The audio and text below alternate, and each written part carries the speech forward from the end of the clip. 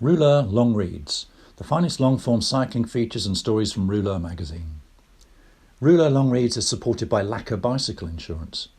Go to lacquer.co and use the discount code Rouleur for a £10 credit. It took Morten Okbo 3 years to pin down his fellow Dane Bjarne Riis for Rouleur, but it was worth the wait. It's a fascinating portrait of the 1996 Tour de France winner and team owner, a man of few words with much to say. Download the Rouleur app, and the whole of issue 19.8, in which this feature was published, is currently available for free. Use the code Bjarne, B-J-A-R-N-E, all capital letters. Please be aware this episode includes some adult language. But first, a short message from our sponsor. So I'm Toby Taupitz, the CEO and co-founder of Lacquer. We've been going for over 2 years by now, and we can confidently say that we are 25% cheaper than our competitors. So you save money with Lacquer whilst getting a unique and much better experience. One thing we're really proud of is that we're doing all claims in-house. So when you file a claim with us, it doesn't go to a third-party administrator in the middle of nowhere. It sits with us, with our claims handlers, who are no insurance people, but are actual bike mechanics. Fairly unique, we believe, and that really gives us a unique take on the customer experience. Being Bjarne by Morten Okbo. Originally published in Rouleur issue 19.8. Read by George Oliver. Last night, Bjarne's flight was delayed. He got to the hotel at 1:30 in the morning and wanted to share a bottle of wine with his staff. We sat up for a couple of hours discussing, among many subjects, Tiger Woods' extraordinary comeback. Bjarne was in a good mood. In the morning, we got into his team car and followed a bike race, a race Bjarne won 3 times in his prime. His Continental team were there as underdogs. It was uneventful. The riders are mostly young, learning the trade. Bjarne gave everyone an inspirational speech afterwards, and so everyone hugged each other and that was it. The whole thing dismantled in 30 minutes. His home in Denmark is one of those mansions you'd imagine he lives in. Austrian imported tiles, with 20 feet tall windows overlooking the park and the bay. View, water, of course. We arrive half tired, but strangely also wonderfully wired. He wants to cook. I bought wine. We both want it to work. For 3 years we've been trying to get together. Meaning I have tried to get him to sit down with me uninterrupted for a couple of days. It's a lot to ask of someone who doesn't know you and is unsure of your intentions.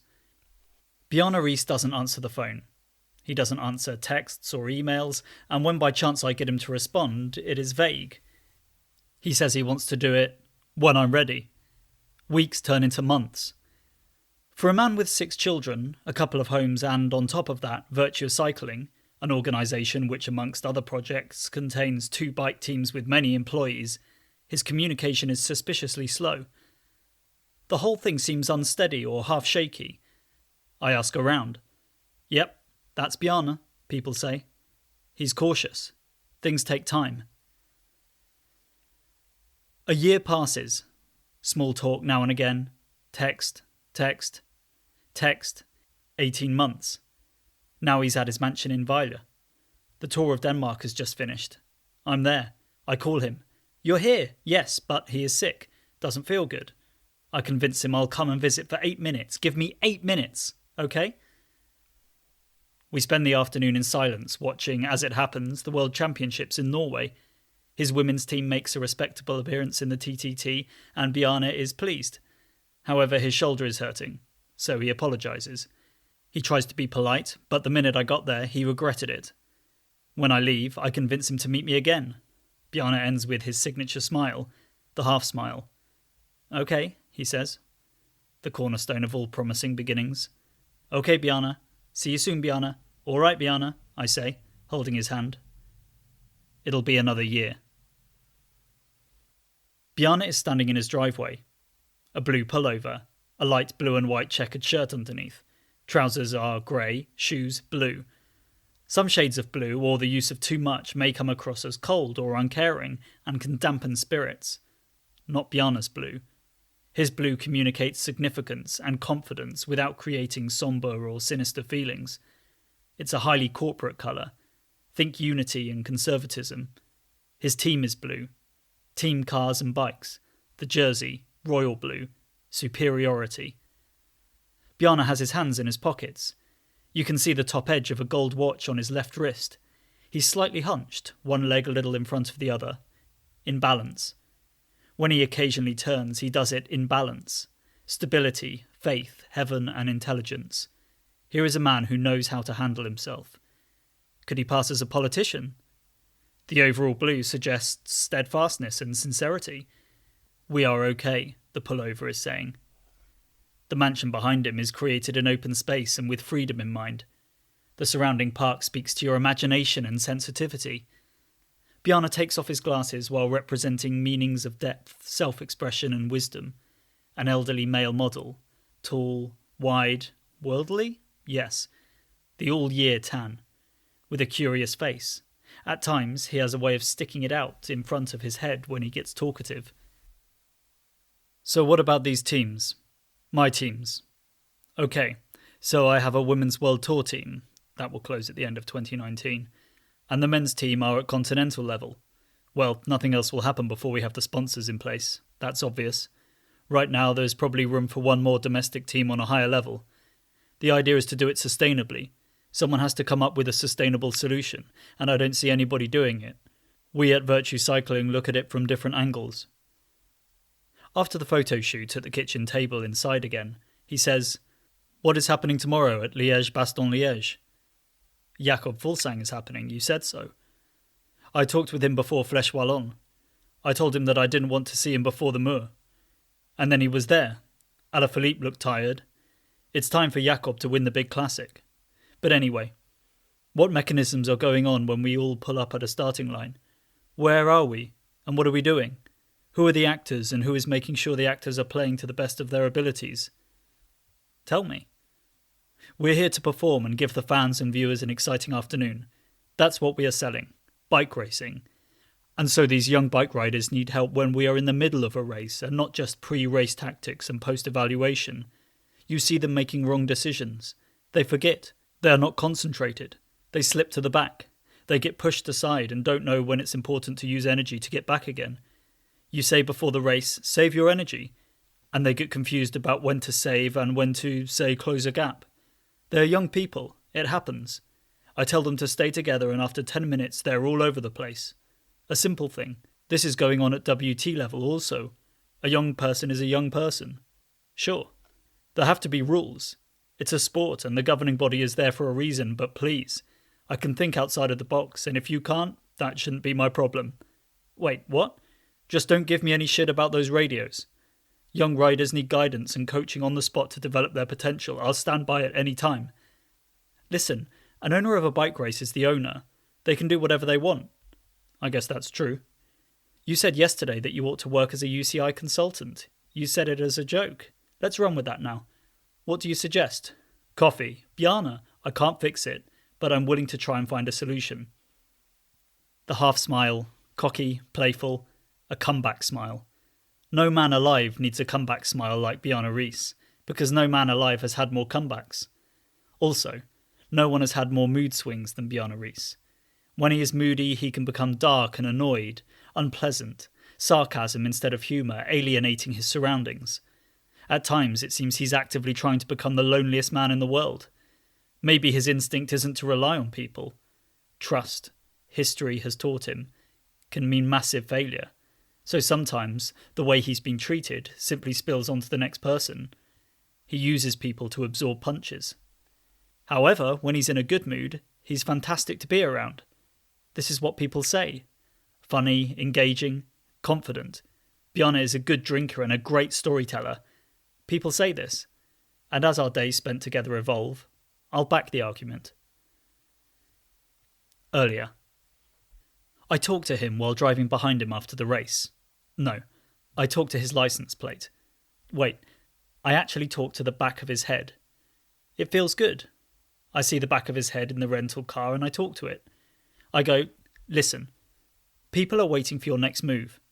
You have been a first mover several times in cycling and first movers are always being chased. Right now, nobody will touch you. The reason is because they know you'll change a given organisation, most likely for the better, and that will make the current leaders look like fools. So you won't get a job on a team even if you wanted to. You simply take up too much room. The UCI won't touch you because of your history. You're in bed with Lance and Brunel. If you mess with the yellow jersey, well, don't mess with the yellow jersey. So we're waiting for your next move. The question is whether or not you have the energy to build this from the ground. Do you have what it takes to do this one more time? People talk about money and budget caps, and David Brailsford has taken this to the next level, and I know how he came to you to emulate your success, and you told him to come up with his own ideas. I know about that, and so nobody can keep up with him today. Nobody. But people run this sport, not money. Even if EF Education or Trek Segafredo had 50 million euros, it's still Jonathan Vaughters and Luca Guercilena running the ships. Look at their rosters. They have good bike riders and they win 0 bike races. This is speculation, but if TJ Van Garderen and Richie Porte can't find either motivation or top form at the Tour of California in 2019, their team's home race, you think new pillows or 8 separate washing machines is going to change that? So what's the plan? Now we're in the kitchen. I run the monologue again, this time to his face. Morten? Yes? You talk a lot. Well, what the fuck? You speak 6 languages and never say a word. I'm not fluent. I haven't lived in Denmark for 30 years. I speak these languages, yes, but I'm uncertain if my ideas come across. I can't do what others can do. When I'm in front of a crowd or give a speech to a potential client or sponsor, it's a lot easier for a guy like Vaughters to pursue an English-speaking sponsor than it is for me. Please, he had to go to Sweden to find a sponsor. Well, he might be a bad example. Let's drink some wine. Jesus, you have a wonderful home. I can't eat bricks, can I? Bjarne Riis was brought up in the Bible Belt of Denmark as a good country boy by the hands of his grandmother, because his father, as with most fathers of that generation, was a working man and not always present in the household, and his mother wasn't around. Grandmother instilled virtues of hard work, discipline, and an element of truth and fairness in a young Bjarne, and with all that in the bag, around the age of 19, he took his bike and went to Luxembourg. It went sideways instantly. Fixed races, gangster promoters, money and drugs behind curtains or under tables. It was deal upon deal and then some more deals, and Bjarne couldn't cut it. He left, angry and confused. After surfing teams, he finally found his spot as a loyal domestique for Laurent Fignon, and there he learned how to race, live and suffer like a pro. And when it was time, he cultivated a ruthless strategy, combined it with his analytic skills, and didn't look back. It worked. Bjarne Riis won the Tour de France in 1996, after having placed 5th in 1993, then 3rd in 1995. The streets in Denmark filled with people. There were parades, rock concerts. That summer, kids wore the Team Telekom jersey. Pro riders were in the papers alongside politicians and rock stars. My own grandmother started asking questions. Morten, who is the rider with the bald head? That's Bjarne, grandmother. He won Liège-Bastogne-Liège. No, that was Rolf Sorensen, grandmother. Ah, have another cake, child. And what is Liège? Liège is in Belgium, grandmother. Those ashtrays I bring you. I see. And Belgium is... Nurse? By then, Bjarne was half myth, half icon. And then he kissed his wife and 2 small children goodbye and went to the Olympics in Atlanta, where he fell in love with the handball player Anna Dorthe Tonderup. She is talkative and charming. He is quiet and introverted. She is tall and dark-haired, and he is tall and... well, it seemed an odd match. But Bjarne had the better legs. Even men could agree on that. Maybe it would work. A Tour de France winner and a super gazelle who ended the games winning a gold medal with her team. Denmark had themselves their Nordic Beckhams. Almost. He almost had better legs than her. The sport had seen Riis transform from an average pro rider to super domestique, to the peloton's natural patron. By 1996 he was the highest paid rider in the world, and even if he failed to win the Tour a year later, he delivered Germany's new wunderkind Jan Ullrich to the Champs-Élysées for another Tour win for the mighty team Telekom.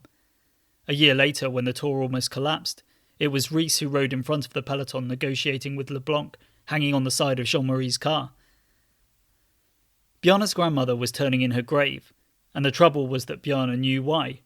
Suspicion circulated his head like the rings of Saturn. There were reports. Investigations came and went. Riis's trouble articulating his thoughts and desperate defence didn't help. When he didn't speak, it was called omerta, and when he said, "I never tested positive," It became the smartest and dumbest quote in the history of modern cycling. Smart because it was a perfect escape from further questions. It simply shut everyone up at the time. But it had its own destruction built into the base of the argument. What he was saying was that as long as you can't find any dirt, I must be clean. And because it was obvious to a general population that professional cycling was dirty, the doubt accompanied him wherever he went. Then came a crash, then came retirement. Now what? Bjarne finds himself a team. Over some years he rids the room of people who don't understand his vision because in cycling he is presenting a new one. Team building, coaching. It was news to the world of cycling, but most on the outside shrugged their shoulders. In fact, you wondered how professional cycling was managed. Bjarne didn't care. He had seen the future. Slowly, Bjarne Riis built CSC, the most successful team in the world.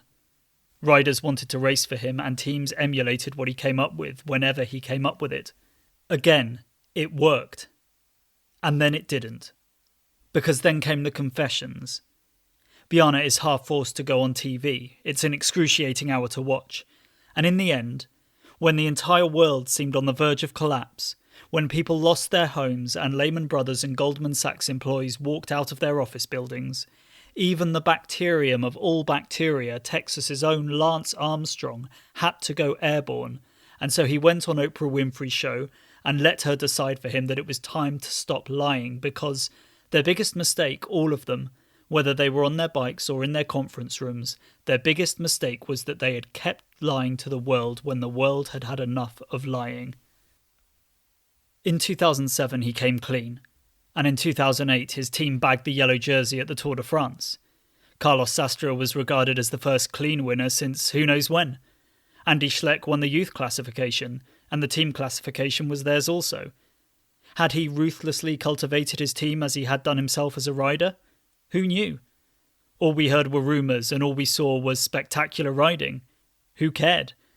Victories alongside problems kept stacking up. Classics wins, World Championships, Tour de France Glory, Il Giro, Operation Puerto, even Basso, Tyler Hamilton, Jorg Jaksche, Michael Rasmussen. Then it was Fabian's bike. Then Bjarne's staff ran away with Leopard Trek. Alberto's stake, Oleg Tinkov, team owner, team gone, team manager, gone. And then, beep. Bjarne is hit by depression. This story begins 10 years ago at Liège-Bastogne-Liège. Andy Schleck fulfills what everyone thinks he can do, and I meet Bjarne Riis for the first time. He is walking towards the team bus in Onde after the race, and I stop him. "Congratulations, a solo win." Instinctively, I back away. He then continues down the parking lot. It's my first encounter with him. You'd think a victory at a monument with his young, sexy superstar would bring a smile. No. He looked annoyed. He didn't know who I was, and he looked at me like I was a huge disappointment to him. On sight, I annoyed him. 10 years later, it's the same. You have to earn his respect. Because it's how he's done it. Show what you can do. He demands of people to be as committed as he is. Other than that, forget it. So in 2009, Andy Schleck was fulfilling his talent. Truth, in hindsight, was that the young man probably wasn't cut out to be a professional bike racer. When he quit the sport, he had won, but not as much as his talent promised. The Schleck brothers are one of cycling's typical stories. We see new talent and we get excited, and then it often ends in something a little above average. The list is embarrassingly long. At the moment, an army of experts believe that young Colombian Egan Bernal will dominate Le Tour for a decade. Remember Jan Ullrich and Marco Pantani? One each. My childhood hero won the Tour de France at his first try. Later, his most important domestique was Bjarne Riis, who then again later won the yellow jersey, and Laurent Fignon was happy for him until he wasn't and made a nasty remark. Then everybody began with their nasty remarks. Where's the jersey? Not sure. Come on, where is it? Luca. You're ashamed of that jersey. Well, your biggest win and you pretend you don't know where the jersey is. Explain that so I understand it. I was told by everyone that I was bad. Bjarne won, but he is bad. He is a bad man. All the newspapers. People in cycling, everyone, I'm a cheat, I lie, that name. For years and years this was my story, and it was my life. You almost start to believe it. You have to understand that I stood alone when it all came down. A young man. I didn't have that much life experience, and nothing about how to handle this. How are you supposed to react? The consequences are unimaginable to understand. Telekom left me. I had nobody around me that could help. Like with many other riders. It does something to a person, being in that position. Being Bjarne. What? Nothing. All his adult life he has been fighting morale and instincts taught from a young age. How else do you survive in a dirty business? His defence system has been hammered again and again. At one point, you just look guilty. Even if Bjarne Riis has moved on, people are not done talking about his past, and what confuses him, or makes him sad, or arguably half-permanently depressed, is that he doesn't get to decide when the talk is over. Let me explain something. I won Le Tour, and then I had the best team in the world. For a long time, I was at the top. A long time. And then we had the confession. Denmark is a small country and cycling is huge in Denmark. So of course, I'm the guy.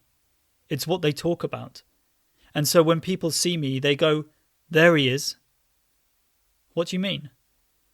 They don't say, look, that's Bjarne Riis. No, they say, there he is. Because they're already talking about me. For a long time, this was my life. Imagine that. I see people's eyes on me and I hear everything. I pretend I don't, but I do. In Denmark. It happens in Italy also. And in Germany because of the Telekom years, and sometimes in Switzerland, where we live. My wife and I were walking on the streets here in Denmark one day and some person started screaming from across the street, "Hey, that's Bjarne Riis, look, it's Bjarne!" Haha. It's crazy. My wife and I looked at each other, like, oh, that's why we live in Lugano. Was he a drunk person? Bjarne! Bjarne Riis! There is a strange thing going on with people surrounding Bjarne Riis. They approach him as if they are never too sure what to expect. It happens in stages. First, people come up to Bjarne. It's never the other way round. He gets approached.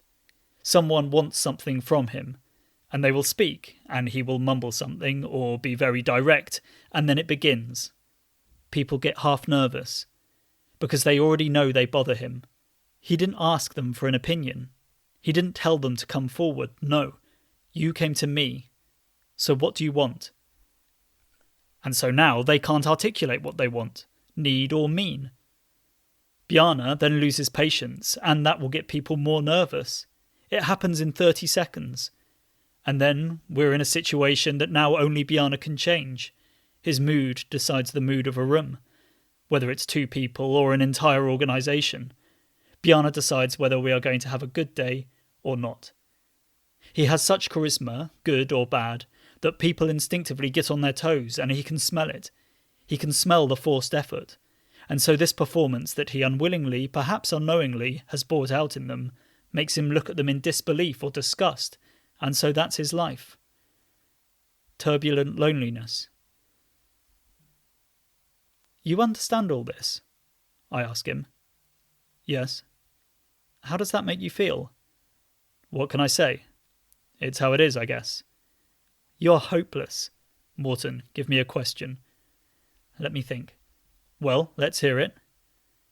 Have you become the man you, as a young man, aspired to become? That's the stupidest question I've ever heard. It is? How would I know as a young man what I would become? That wasn't the question. Well, it's a stupid question.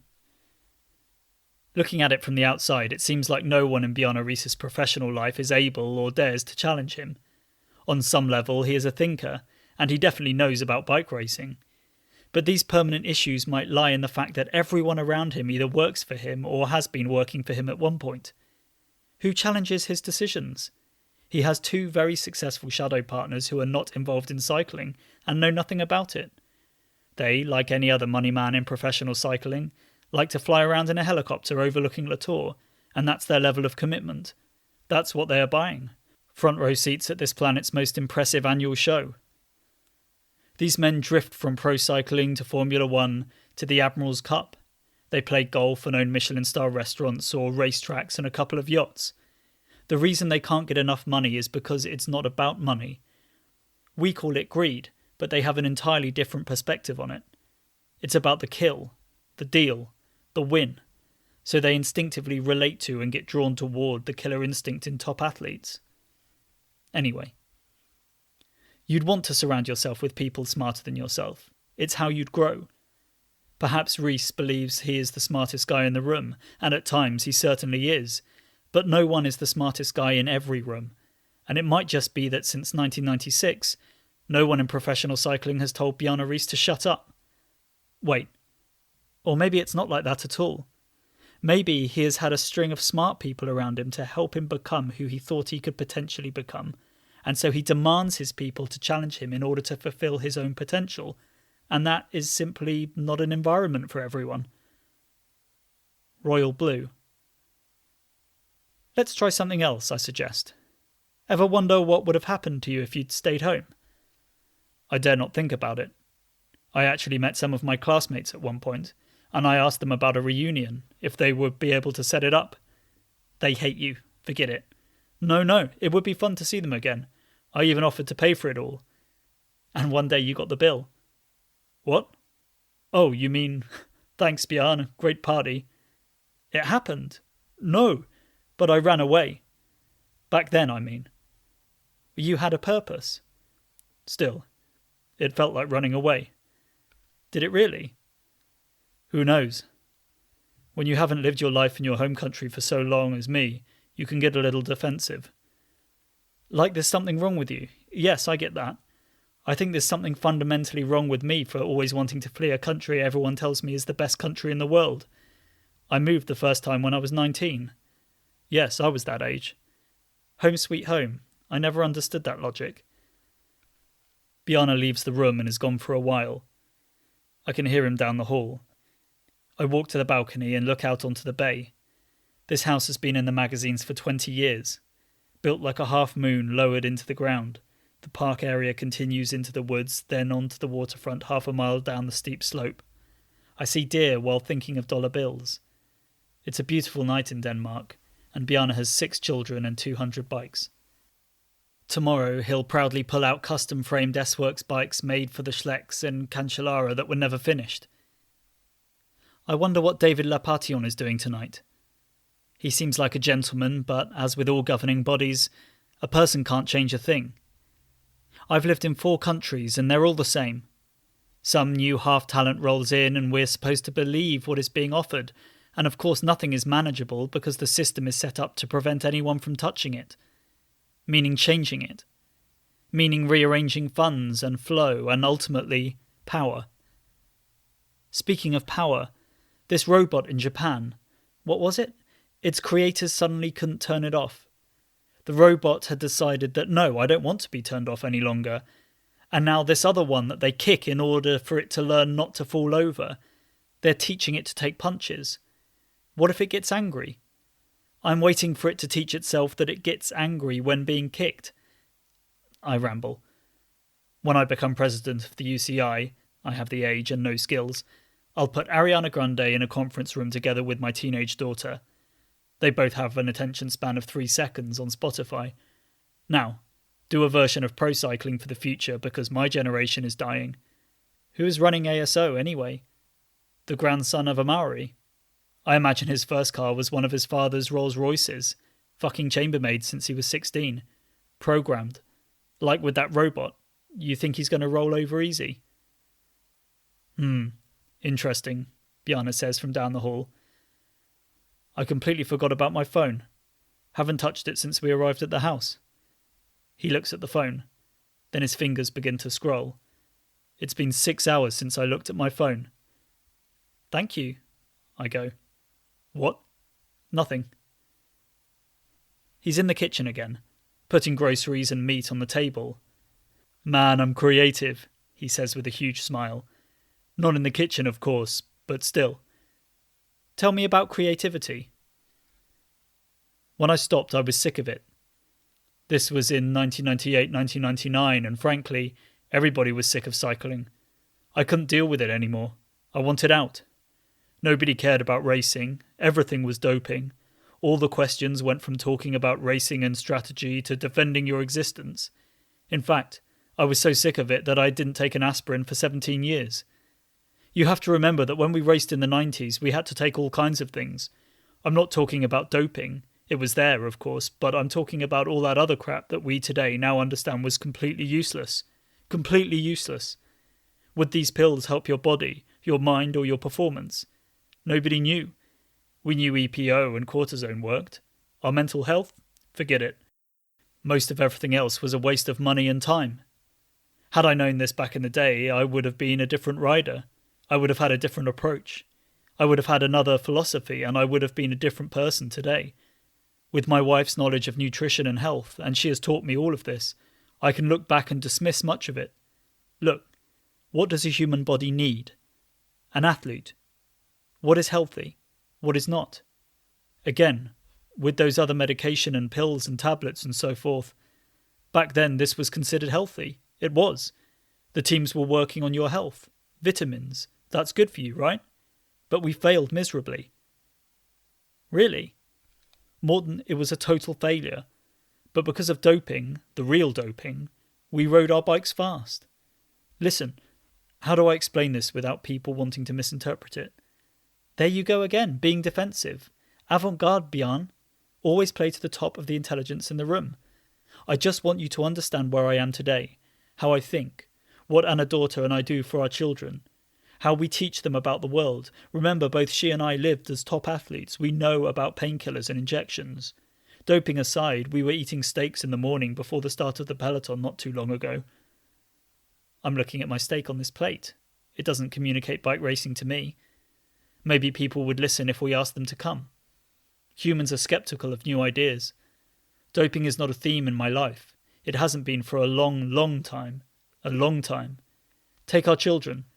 If they even dream about doping, Morten, please. Did your father know about it? Why would he? I never told about it. Why would I? Why would he need to know about my affairs? Also, he didn't want to know. Wait a minute. Now it's your kids. You'd want to know. You just said so. What if they have that attitude toward you? Fuck you, Dad, I want to become world champion. Listen to yourself. Well, shit. In contrast to my own upbringing, we have raised them well. Anna daughter ended her career at 24. Morten, she couldn't walk without pills in the end. In 1997 they became world champions, but she knew she couldn't continue like that, and she didn't want to continue like that. Naturally, she wanted to understand everything about the body afterwards, because your instinct goes, that can't be right. Do I really need this to be able to perform? No. So I'm not concerned. My sons won't do it, I guarantee it. We have had those discussions. They have seen what their father has been through. You want to go down that way? I don't think so. And besides, if they do consider it, they'll have to pass me first. When you say it like that, we know how to prevent injury through diet, real nutrition and vitamins. We know what to do if they are injured. They are healthy beings. Sleep, eat, school, activities. I think we do a good job being parents. You're proud of them. I'm so proud of them. Wherever we go around the world, people are kind to mention it. Look, I have 6 boys. And 200 bikes. I'll show you some special bikes tomorrow. But listen, maybe they won't become world champions. I have no problem with it. They are my children and they are wholesome as people. Maybe they lack the killer instinct that got me to the top. The ruthlessness. A killer instinct can be very useful. I see a lot of bike riders without it. Take the Schleck brothers. Frank had the most talent, but Andy was more uncontrollable and also fragile. They came from a good family and were wonderful to be around. Polite. They were different, but with the same core values. Andy had the killer psyche. He willed it. But his older brother was probably a better rider. Then there is Fabian. We are motor pacing before the Worlds, right? 5 hours into the session and the rain comes. Pouring. I turn around and go, so... And he just points ahead. That's a world champion. Interesting, huh? Isn't that the most interesting part of your job? Wait, I'll open this wine now. I'll take it out of the case. What do you think? This will have a deep impact on Rouleur magazine's annual report. The sauce went down okay, despite how I mixed up yogurt with milk in the store. A wonderful meal, Bjarne. Yogurt sauce, my signature. Ha! So, to your question about creativity. Jesus, when did I ask about that? Was it yesterday or 3 years ago? You're impossible to work with. You understand that, right? I mean, surely I can't be the only one who says this. We're here now. 3 years, Bjarne. Now is a good time. Okay. Creativity. As a writer, I tried various things for myself, always experimenting with, for example, tea and alternative treatment for ailments. Same with the bike, always wondering about how to make the bike go faster. I'm naturally interested, and I have this urge for optimizing, and I believe it's common sense and even a healthy approach. I mean, to life in general. Cheers. Cheers. We eat in silence. With Bjarne, there is a lot of silence. You call him on the phone and he goes, and then nothing. You wonder if he's there. Hello? Things don't flow naturally. Already the story is too long. What I respect about Bjarne, or any other person of his calibre, is how committed they are to excellence. It's contagious to be around. People who know how to drive themselves. It reminds me of wanting to make that effort myself in my own life because, let's face it, most people are lazy as fuck. And there is nothing more unappealing in this world than lazy fucks. Also, when you look like me, a pale red-headed stepchild with no practical skills, you really don't want unappealing added to your character. I work hard in the name of self-preservation. We hang out through the night. Stories, trophies, good times. People who know him are right. Bjarne is wonderful company when he's relaxed and sure about your intentions. In the wine cellar, there are signed bottles from the Telekom crew. Special edition stuff. A barrel filled with cork. On top of one of the shelves, there is a gold plate with his name on. It says, Tour de France winner, Bjarne Riis. What's that? The city of Herning made it for me, and they had it engraved on the sidewalk at the town square, right where the bars and restaurants are. People are walking past it or on it all the time, I guess. That's nice. Yes, and so this one I keep in here. This is mine. And let me tell you something about this plate, Morten. Go on. He leans forward and almost whispers it into my ear. This is the only one they haven't pissed on. Really, I wanted to write more about his clothes. Bjarne Riis has impeccable taste. You've been listening to Bjarne Riis by Morten Okbo from Rouleur issue 19.8.